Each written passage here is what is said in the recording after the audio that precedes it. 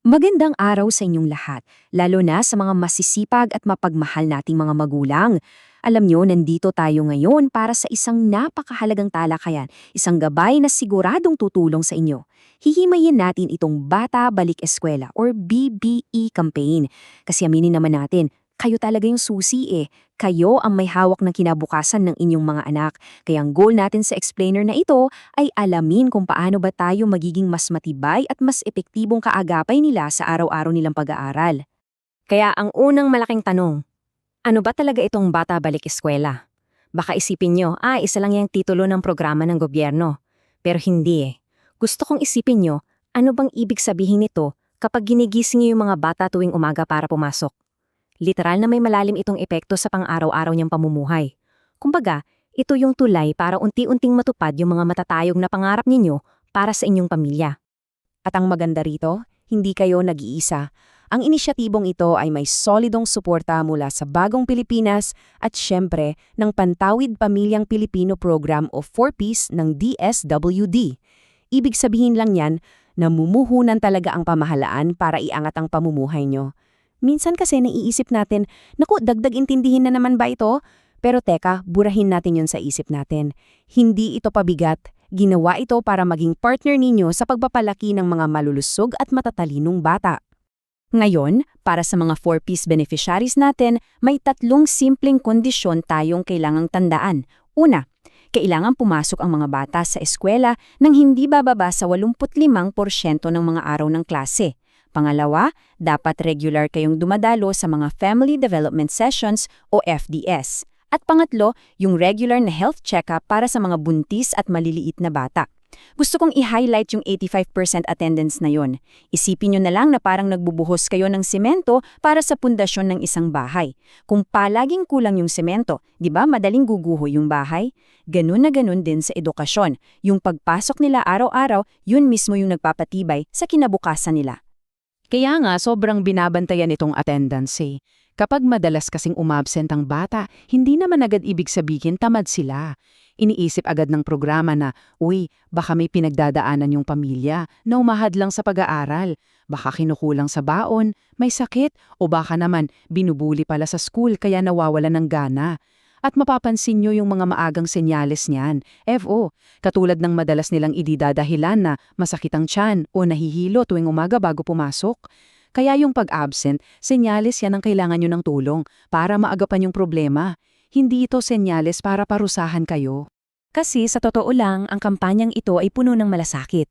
Kung nahihirapan man kayo ngayon na papasukin ng mga bata, nandyan ang programa para tulungan kayong pagtagumpayan ng mga hamon na iyan. Alam nyo ba, ang dami ng mga magulang ang makakapagpatunay na naging matagumpay sila sa pagpapabalik ng mga anak nila sa eskwela. Dahil sa patuloy na paggabay at tulong ng buong komunidad, naibalik nila yung sigla ng mga bata sa pag-aaral. At kapag masaya ang bata sa pag-aaral, buong pamilya ang nakikinabang. Baka sabihin nyo, simpleng pagpasok lang naman sa eskwela araw-araw, ano ba ang big deal doon? Well, alam nyo ba na bahagi pala yan ng isang mas malaking layunin? Literal na konektado yung paggising nyo ng maaga sa mga pangarap ng buong mundo. Ito yung tinatawag nating global goals. Kasama dyan yung pangarap na ang bawat tao kahit saan mang sulok ng mundo ay may karapatang makaranas ng pantay at dekalidad na edukasyon at maprotektahan ng mga karapatan nila. Imagine na, sinasabi mismo ng United Nations na ang edukasyon ay hindi lang basta pribilehyo, kundi isang seryosong karapatan ng inyong anak. Kaya kapag pinupush natin yung attendance rules, hindi yan dahil lang kailangan nating sumunod para makuha yung grant o tulong pinansyal mula sa gobyerno. Ginagawa natin yan dahil ibinibigay natin sa mga anak natin yung isang pamanang legal na pag-aari nila. Edukasyon yan eh, isang bagay na walang sino man ang pwedeng kumuha o magnakaw mula sa kanila. Kasi nga, ang totoong layunan ng edukasyon ay para palaguin yung sariling talento, abilidad, at yung buong pagkatao ng inyong anak para maabot nila yung buong potensyal nila. Bawat araw na pumapasok sila sa silid-aralan, binibigyan nyo sila ng tsansa na madiskubre kung gaano talaga sila kagaling.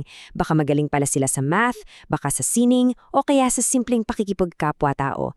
Dito rin nahuhubog yung kumpiyansa sa sarili na bitbit nila hanggang sa pagtanda. At hindi lang tayo nakadepende sa mga pandaigdigang batas ha. May matibay din tayong sandigan dito mismo sa Pilipinas, ang Republic Act 7610. Sa madaling salita, obligasyon ng gobyerno natin na protektahan ng bawat bata laban sa anumang uri ng pagpapabaya.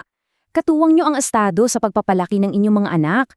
Nakasuporta ang pamahalaan para masiguradong walang kahit anong makakahadlang sa pag-aaral at kaligtasan ng mga bata at palaging inuuna kung ano ang pinakamabuti para sa kanila. So ano bang pinakapunto ng lahat ng batas na ito? Simple lang. Gagawin ng Estado ang lahat para masigurong magkakaroon ng maligaya at kapakipakinabang na buhay ang inyong mga anak. Ito talaga yung pinakapuso ng kampanyang Bata Balik Eskwela at ng 4Ps. Gusto nilang magtulungan tayo ngayon para may maganda, masagana at puno ng oportunidad na bukas na naghihintay sa kanila paglaki nila. At huwag kayong mag-alala, hindi po kayo nag-iisa sa laban na ito. Nandyan mismo sa komunidad nyo ang inyong municipal link, katulad na lang ni Sir Arnel Quilaton, bilang inyong tuwirang kasangka para makuha yung suporta ng programa. Kung sakaling may problema kayo sa attendance ng bata, gawin nyo lang itong 3 simpleng hakbang. Una, alamin nyo yung schedule niya sa inyong barangay o munisipyo. Pangalawa, wag na wag kayong mag-atubiling lapitan siya at ipaliwanag ng tapat ang sitwasyon ng pamilya. At pangatlo, dumalo at makinig sa mga itinakda niyang family development sessions para makakuha kayo ng tamang gabay at solusyon. Kaya bilang pagtatapos, gusto kong mag-iwan ng isang tanong sa inyo. Paano ninyo tutulungang mamuksan ang buong potensyal ng inyong anak simula bukas? Subukan nating gumawa ng simpleng morning checklist at daily check-in. Pagising pa lang sa umaga, tanungin nyo na agad sila ng 2 bagay. Ano ang pinaka-excited kang matutunan na yun? At handa na ba ang mga gamit mo para sa eskwela? Napakasimple, di ba? Pero yung ganyang simpleng kumustahan, nagpapakita yan ng napakalaking suporta. Kayo ang kanilang pinakamalaking impluensya, kaya maging unang kampyon tayo ng edukasyon ng ating mga anak araw-araw. Maraming salamat sa inyong pagsama sa talakayang ito at patuloy nating itaguyod ang magandang kinabukasan ng susunod na henerasyon.